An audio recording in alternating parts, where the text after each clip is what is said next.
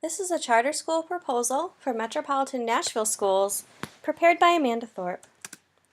The proposal on the table is thus. While the research on charter schools is mixed, they are an established part of the Metropolitan Nashville school system. While the issue on the table is banning the creation of new charter schools, these institutions do not necessarily need to be banned as long as certain non-negotiable conditions are met with regard to their operation and oversight. The research on charter schools in general nationwide is very mixed. In a study of 41 urban areas like Metro Tennessee, charter schools accounted for a large share of schools that are better than their public school alternatives, and smaller shares of underperforming schools. They also narrowed the achievement gap, had marked gains in reading and math achievement, and had more instructional days. But these results were not universal. There were also urban communities in this same study where a majority of the charter schools performed at significantly, and oftentimes alarmingly, lower levels than their public school counterparts. In another study across 13 states where students were admitted to charter schools based on a random lottery, impacts varied widely between socially and economically advantaged and disadvantaged schools. One thing that was evident across the study was that charter middle schools consistently exhibited lower achievement than their public school counterparts, but not in a statistically significant way. In another study of 11 cities and states, 6 had evidence of charter schools producing mostly positive effects for their own students, 4 had no effect, and 1 had negative effects. In terms of the surrounding school body, in 8 states and 1 nationwide sample, charter schools had no effect on students in nearby district schools. In 2 studies, charter schools had a positive effect due to the nature of competition, and in 1 study, charter schools had a negative effect on students in surrounding schools. A U.S. Department of Education study of 49 districts in the charter-heavy states of Arizona, California, Colorado, Massachusetts, and Michigan determined that charter schools had negatively impacted the budget of their surrounding public schools about half of the time. 61% of the districts in this study consequently made changes in their own programming, structure, or both, in an attempt to remain competitive with charter schools. The study cited differences in state-by-state charter law and oversight as the largest contributing factor to charter schools having a negative effect on their partner public schools. The biggest takeaway is that charter school effectiveness can vary greatly by region, depending on oversight, profit status, demographic, and funding model.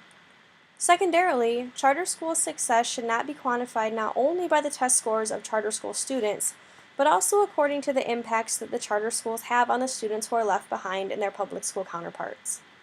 Because the research is so varied state by state, it makes sense in this case to look specifically at how Metropolitan Nashville is being impacted by charter schools. Research shows that charter schools can benefit Nashville students greatly, especially students of color. More than 1/3 of the area's high-performing schools are currently charters. A sampling of these schools shows the demographic they are serving. For example, Cameron College Prep has a 94% economically disadvantaged population.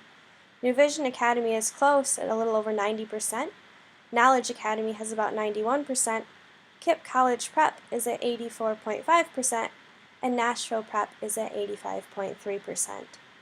The top 3 schools on this list also have significant English language learner populations, and the bottom 2 schools on the list have a significant proportion of students with IEP and 504 plans.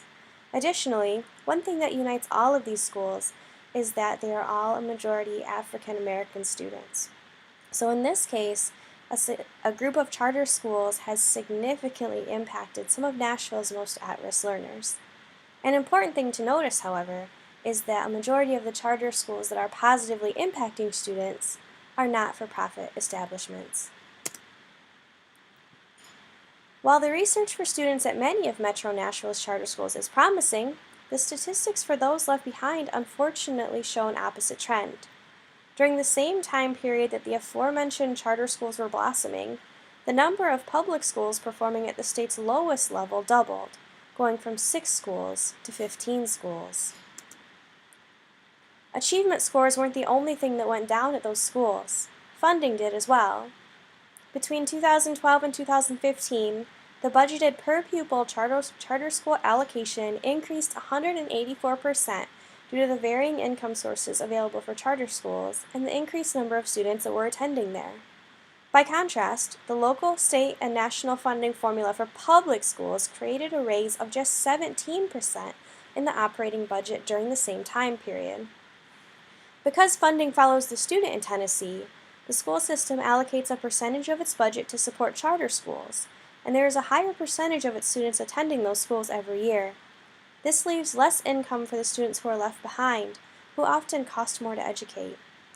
Additionally, funding two different kinds of schools with different organizational arrangements causes other financial hardships, like unshared administrative costs and other expenditures, that further harm public schools. An important thing to note is that charters are not required for student and for school success. Tennessee has traditionally embraced a philosophy of turning the most at-risk public schools into charter schools as a reform measure, but this simply isn't necessary. For example, in 2014, the Achievement School District, which has jurisdiction over the 85 schools that fall within the bottom 5% of performance statewide, proposed that 6 of the lowest schools become charters by 2016. In the first year following, 2 of the schools made internal improvements and scored well enough to be moved off the list. By this year, all but 1 of these schools had intervened internally and succeeded enough to be removed from that watch list. This shows that supporting existing public schools is a reasonable alternative and intervention to creating more charter schools. Additionally, the schools that the ASD has taken over have not fared better than their public school counterparts. ASD schools have collectively posted gains across the board, but they've only been minuscule in math, reading, and science, with those increases being quite short of the promised 8 percentage point increase that they claimed would happen with the public-to-charter school intervention program. This shows that while some charter schools are benefiting Nashville students, they should not be considered to be a wholly valid intervention strategy to improve student achievement. There's an additional factor to consider, and that is the issue of for-profit charter schools. Charters, especially those for-profit, are not always what they seem. My home state, Michigan, is a well-documented example of a state where for-profit schools have had a crippling effect on the public education system. The early stages of a potentially devastating for-profit downslide are actually currently evident within the Metro public school system. For example, in March, a federal judge approved a class action lawsuit against Nashville for-profit charter public schools, who allegedly stole student and family contact information from Metro Nashville schools and then sold it to an out-of-state vendor. This vendor then sent intense unsolicited recruiting messages to families within the district, which is illegal. Another for-profit charter, Rocket Ship, has been flagged by the Tennessee Department of Education for not providing required services for special needs and ELL students, in addition to requiring homeless students to purchase uniforms. There have not been any significant complaints against nonprofit charters in the Metro Nashville area, but there have been a slew of issues with the for-profit institutions in the area. This brings about 3 recommendations. First, we should consider either banning new for-profit charter schools or creating strict regulations by which they must abide. However, this is only for-profit charter schools, not nonprofits. Second, we should prioritize quality interventions for current public schools over creating new charter schools. And third, we should develop a way to modify per-pupil funding to recover the financial hardships placed on districts by charter schools. When we start discussing the rationale, the data on charter schools nationally is so divided that it is important to prioritize the data on Metro Nashville specifically when devising a solution. Charter schools, especially those not-for-profit, have had a substantial impact on some of Nashville's most at-risk students. Considering the value of this, it would be simply illogical to ban charter schools altogether.